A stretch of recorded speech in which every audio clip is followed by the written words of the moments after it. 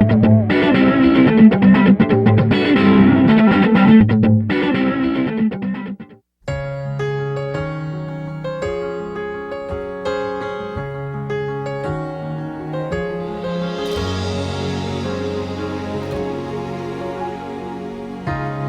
walked to the mailbox on that bright summer's day, found a letter from her son in a war far away. He spoke of the weather and good friends that he'd made. Said, I've been thinking about Dad and the life that he had. That's why I'm here today. And then at the end said, you are what I'm fighting for. It was the first of his letters from war.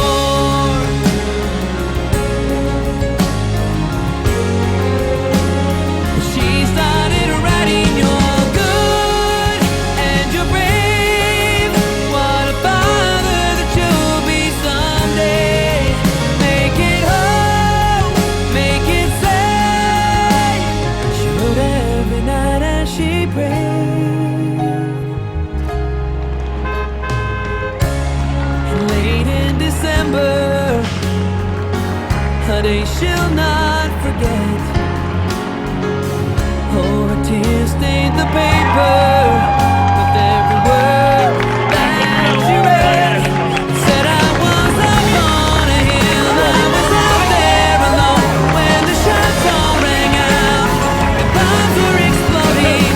That's when I saw him, he came back for me. And though he was captured, a man set me free. And that man was your son. He asked me to write to you.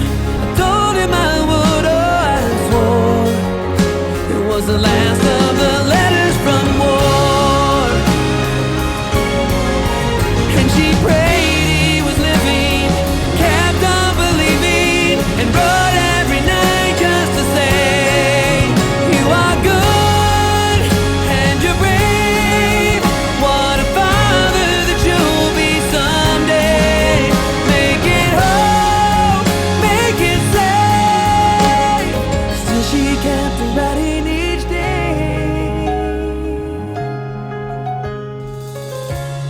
And then 2 years later, autumn leaves all around. A car pulled in the driveway and she fell to the ground. And out stepped a captain where her boy used to stand. He said, Mom, I'm following orders from all of your letters, and I've come home again. He ran in to hold her, dropped all his bags on the floor, holding all of her letters from war.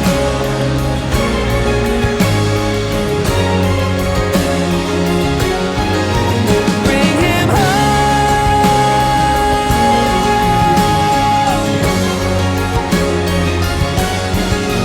Bring him home.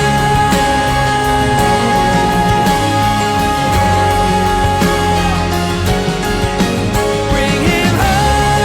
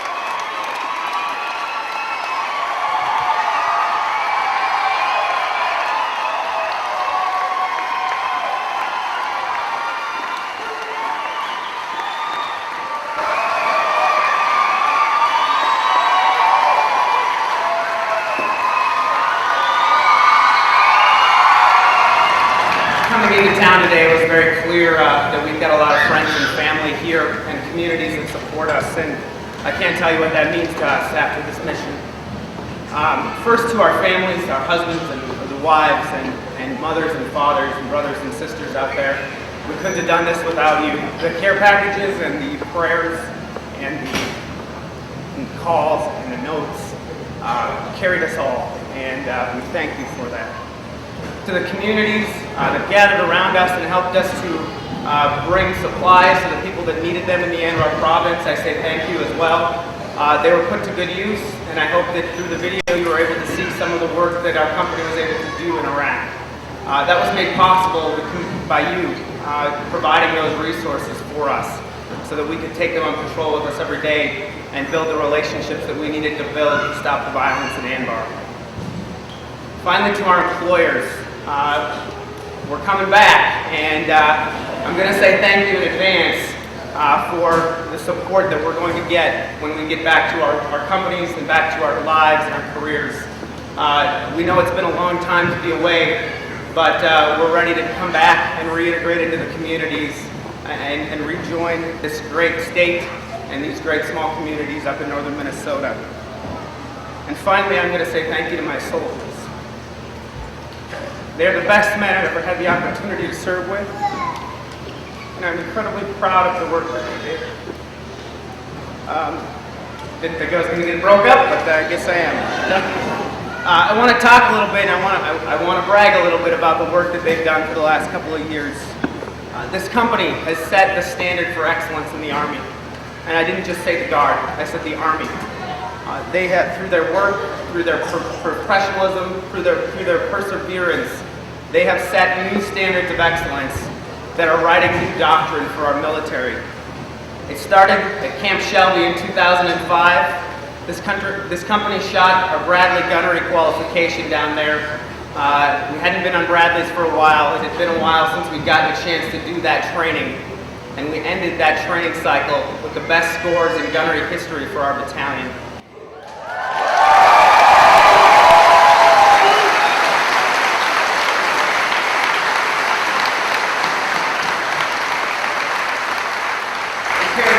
Joint Readiness Training Center at Fort Polk, Louisiana, where this company was assigned the largest city in the sector for the entire brigade. The colonel assigned it to us because he knew these men could do it. He knew that they were good enough, they were professional enough, and they did it. They held the city for the entire 14-day cycle, and it's significant because it's only been done twice by any military unit, ever.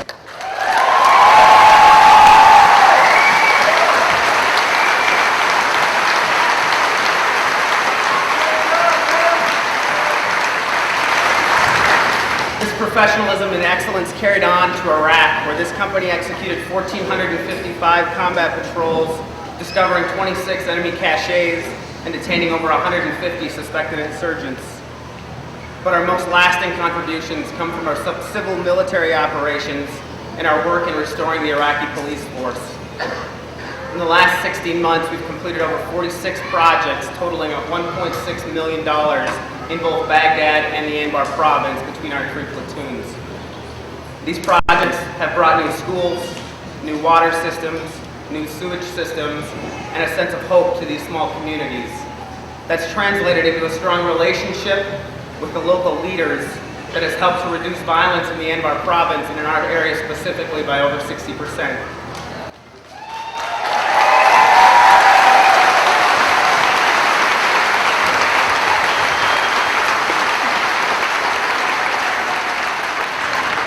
Ladies and gentlemen, that is progress that's happening in Iraq right now. And I want you to know there is some out there, and it's happening. And I hope from our video you saw the mindset of these soldiers and the work that they did there. We saw tangible evidence of the work we've done, and we're very proud of the success that's happened out west in Iraq right now. This deployment has also come with great cost. Time away from children and wives and families and careers, missing things that we love like football season and hunting and fishing. But none of those costs are greater than the loss of our two soldiers, our 2 brothers, Joshua Hansen and Gregory Work. We must honor the sacrifice of these 2 heroes. As soldiers, we honor them by serving. We also honor them best by returning to our communities, to our families, and to American society as husbands, fathers, brothers, and community leaders. We also must continue to honor Josh and Greg by keeping their memories close to our lips and their families close to our hearts. But knowing Josh and Greg as we do, we know that they expect this to be a celebration. We know that they want this to be a commemoration of the success that this company has had in Iraq. And the fact that the day that we have been counting down towards since October 1st, 2005, 660 days ago, has finally arrived.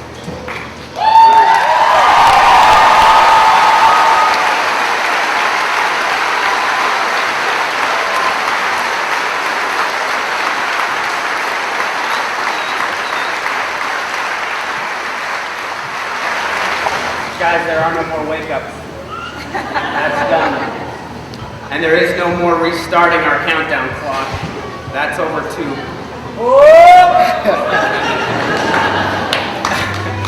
Every soldier standing before you today has been individually recognized for their outstanding service.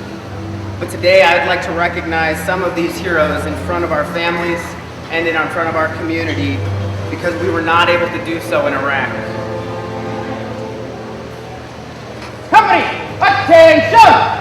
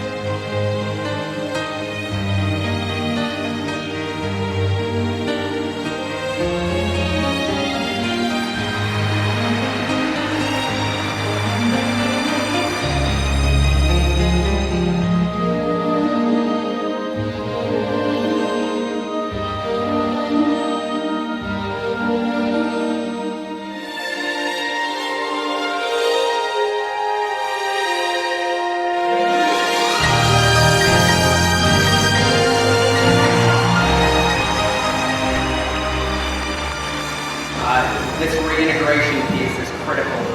It's critical for all of us, and it's critical for all of you as families. These men have gotten through the last 23 months because of the support network they've built both inside the company and back here in our communities, and that can't end today.